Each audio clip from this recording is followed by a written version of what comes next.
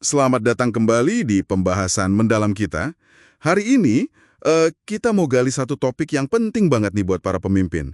Gimana caranya mendengarkan dengan lebih berempati? Betul, kita udah kumpulin nih beberapa riset, termasuk dari Harvard Business Review juga, buat cari cara-cara praktisnya, biar kita semua bisa lebih jago gitu ya, melihat dari sudut pandang orang lain. Dan ini kan bukan cuma soal soft skill biasa aja ya. Sumber-sumber kita ini bedain lagi nih jenis-jenisnya. Iya, ada yang namanya empati kognitif. Itu tuh kemampuan buat ngerti cara pikir orang lain, secara intelektual lah. Terus ada empati emosional juga. Yang ini lebih ke merasakan apa yang orang lain rasakan, gitu kan. Nah, betul. Dan yang sering disebut paling penting buat leadership itu kepedulian empatik. Jadi gabungan keduanya, kita paham, kita ikut ngerasain, dan kita beneran peduli. Ini menarik banget. Ada risetnya Emma Sepala kan ya, yang bilang kalau kita respon ke kesalahan bawahan itu pakai kasih sayang, bukan marah-marah. Itu justru bangun loyalitas, kepercayaan, bahkan kinerja. Persis. Kalau marah-marah, malah bikin orang defensif, masuk ke respons ancaman. Produktivitas, kreativitas, bisa mandek tuh. Jadi ini bukan soal baik hati aja, tapi soal efektivitas kepemimpinan. Oke. Jadi jelas ya kenapa ini penting.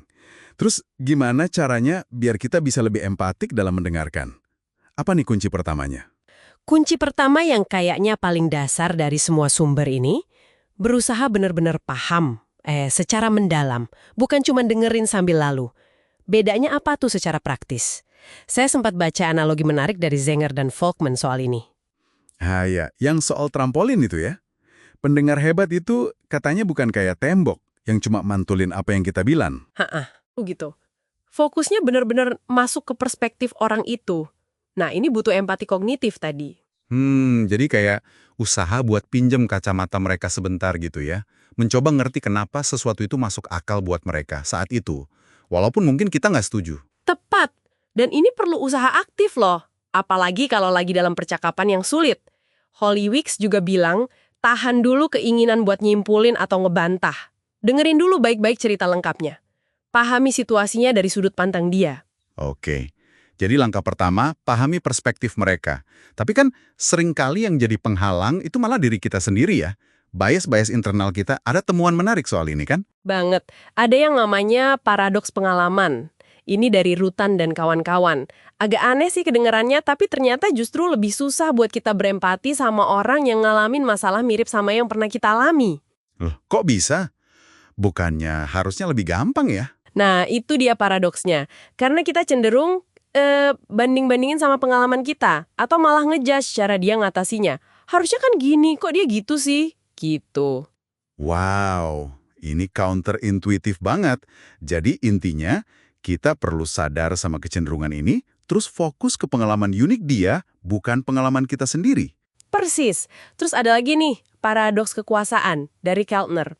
Semakin tinggi jabatan kita, ternyata ada resiko empati kita itu tumpul secara alami.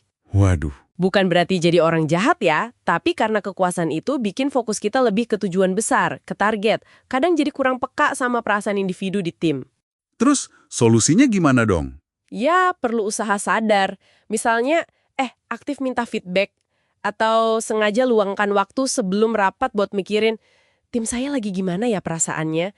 Atau pakai kalimat-kalimat sederhana kayak, wah saya bisa bayangin itu pasti berat ya buat kamu, sebelum langsung kasih solusi. Dan ini nyambung juga ya sama mengelola emosi kita sendiri pas ada pemicu, misalnya pas dapat kritik gitu. Iya, Stone dan Hien ngingetin kita buat kenali pemicu kita itu apa. Apa karena kita ngerasa kritikannya bener? Atau karena hubungan kita sama yang ngasih kritik? Atau malah nyangkut ke identitas diri kita? Nah, kelola dulu emosi internal kita itu sebelum kita respons, biar nggak defensif dan bisa tetap dengerin. Oke, jadi udah dua nih. Pahami perspektif mereka, terus kelola bias dan reaksi kita sendiri. Langkah ketiga yang krusial apalagi? Tunjukkan kalau kita memang paham dan peduli. Nggak cukup cuma disimpan di hati atau di pikiran aja. Oh iya, benar juga. Ini yang Daniel Goleman sebut sebagai kepedulian empatik yang ditunjukkan.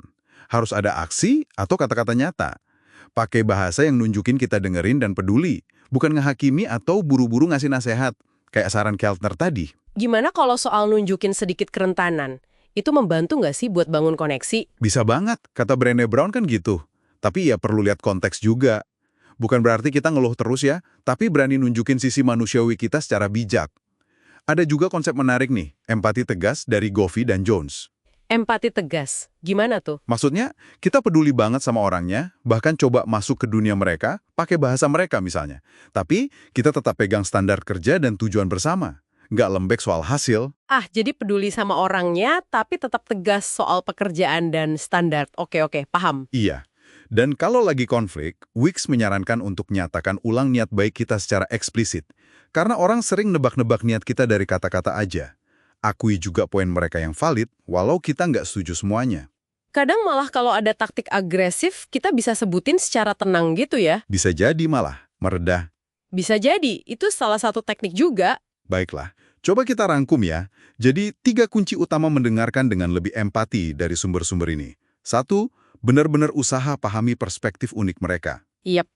2, kelola bias dan reaksi emosi kita. Waspada sama paradoks pengalaman dan kekuasaan tadi. Betul. Dan 3, tunjukkan kepedulian kita secara aktif lewat tindakan dan kata-kata yang pas. Sip.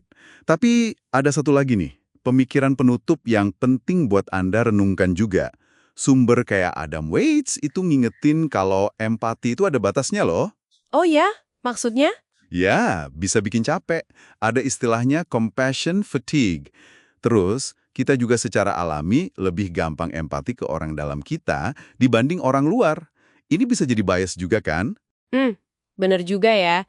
Jadi ada tantangannya juga. Nah, ini pertanyaan penting buat Anda bawa pulang. Sebagai pemimpin, gimana caranya Anda bisa memupuk dan memakai empati ini secara berkelanjutan? Biar efektif, tapi nggak bikin Anda burnout, dan juga nggak jadi nggak adil tanpa sengaja. Itu pertanyaan yang bagus banget buat direnungkan lebih lanjut. Terima kasih banyak atas diskusinya hari ini. Sama-sama.